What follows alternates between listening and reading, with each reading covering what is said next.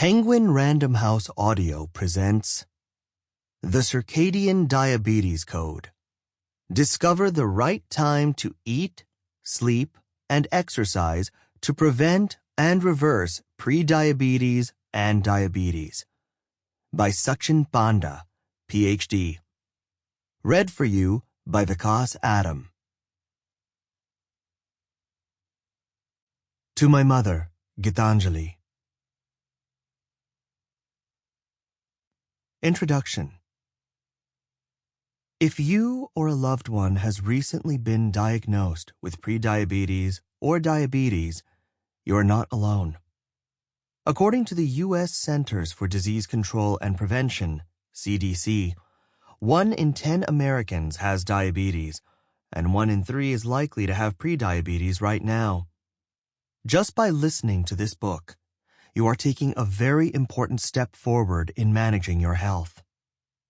Having a doctor tell you that you have prediabetes or type 2 diabetes is almost like running a temperature greater than 100.4 degrees Fahrenheit.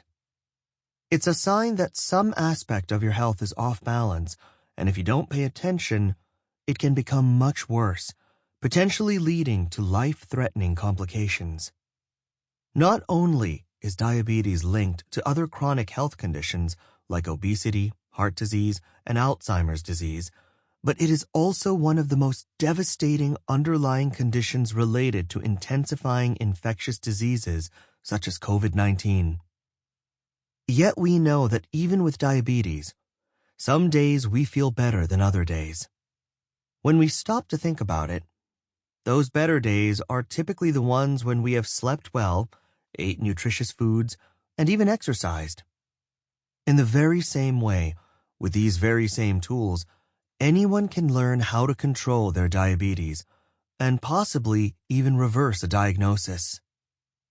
I'm on the forefront of circadian rhythm research, which is the science of our biological clocks. In my first book, The Circadian Code, I showed readers all over the world how every cell in the human body has a clock and keeps a schedule of when it is the optimal time for it to function. My research has fueled a whole new way of eating, which I call time-restricted eating, TRE, and is more commonly known as intermittent fasting, IF. Basically, my research shows that when it comes to weight loss, it's not only what you eat that makes a difference. To lose weight, it's equally important to make good decisions about when you eat. My protocol not only works for weight loss, it also optimizes every cell in the body, including those that monitor blood glucose. If we nurture our circadian rhythm, it, in turn, nurtures our health. If you can control when you eat, you can reverse your prediabetes, manage your long-term or recently diagnosed type 2 diabetes, and lose weight along the way. By doing so, you can also enhance every other aspect of your health. How do I know all this?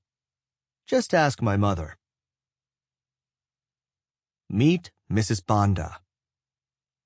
I am lucky enough not to have prediabetes or diabetes. Yet. However, I know that I have a high risk for developing diabetes and heart disease just by being from South Asia. For the past 8 years, I have adopted an intermittent fasting lifestyle in which I try to eat within a fixed 10-hour window most days. This has helped me shed some extra weight. But the best results from intermittent fasting have been with my mother. 7 years ago, my mother noticed the blood sugar numbers on her annual physical exams were creeping up. Over the next 2 years, her exams showed that her blood sugar was continuing to rise. In other words, she was approaching a diabetic state. Even though her doctor wasn't really worried, she panicked because she knows the damage diabetes can cause. She had seen too many friends and relatives who ignored the early signs of the disease, and even after taking daily medications for years, they slowly developed heart disease, kidney disease, blindness, and even dementia. My mother was also less than thrilled about the idea of living with diabetes, having to carefully monitor what she ate at every single meal. When she first told me the news, we talked about her daily diet and exercise routine, because it is well known that the foods you eat and the amount you exercise can influence your blood sugar levels. Yet even though she was already doing everything right, the results weren't adding up. As a vegetarian, she would eat more than the recommended portions of fruits and vegetables every day, and she would take a daily walk in the evenings. She was also fasting at least once a week for religious reasons, while on other days she ate dinner by 8 p.m. But I noticed occasionally, at least 2 or 3 times a week, she would have a cup of tea with sugar and milk around 9 p.m. if she visited any of our relatives. It was difficult for her to decline a late-night snack. I knew from my previous research that by eliminating this occasional and seemingly benign late-night snacking, she may be able to see some improvements in her blood glucose. When I first told her this, she laughed at me. Besides, her doctor and other health professionals could not be convinced that these small late-night meals were the culprit, pushing her toward diabetes. A few months later, I convinced her to visit me in the United States. When she lived with me for the next several months, she adopted my stricter rule of no food after 6 p.m. In the morning, she ate her breakfast around 9 a.m. That pattern created a daily eating window of 9 hours. Over the next several weeks, she told me that she had never felt better. And when she returned to India and continued eating this way, her blood sugar levels declined to below a pre-diabetic level. After 5 months, her fasting blood glucose was hovering near a healthy range. Best of all, for the past 5 years, she's been able to stay healthy and off all medications, just by keeping to the protocol. Since then, I have repeated this experiment in more than a dozen clinical trials. My group has worked not only with patients who have prediabetes, but also those suffering from high cholesterol and high blood pressure. We always find that those who can follow a 10-hour IF can substantially improve their health. Let your clock control your blood sugar. Now it's time to try this experiment together. You can be in complete control of your blood sugar by living in alignment with your circadian rhythm. Not only is it easy, but also every aspect of your health will get better. In this audiobook, you'll learn when to eat, when to exercise, when to sleep, when to work, and when to take your medications if necessary. If this program sounds simple, that's because it is. Your doctor may tell you to eat less, exercise more, and stay away from sugar and carbohydrates.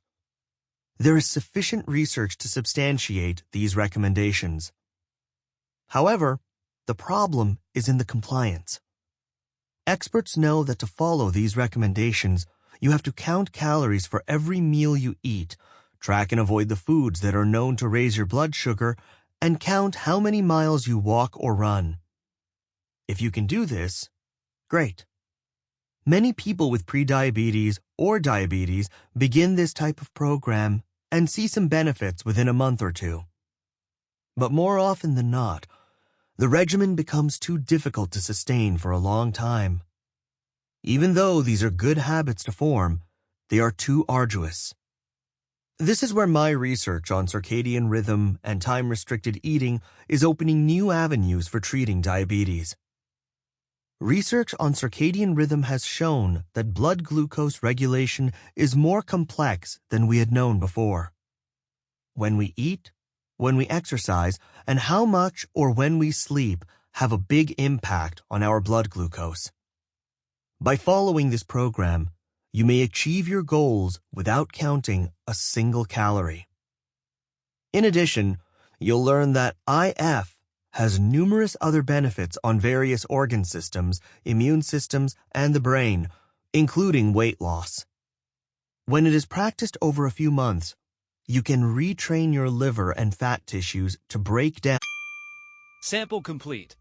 Ready to continue?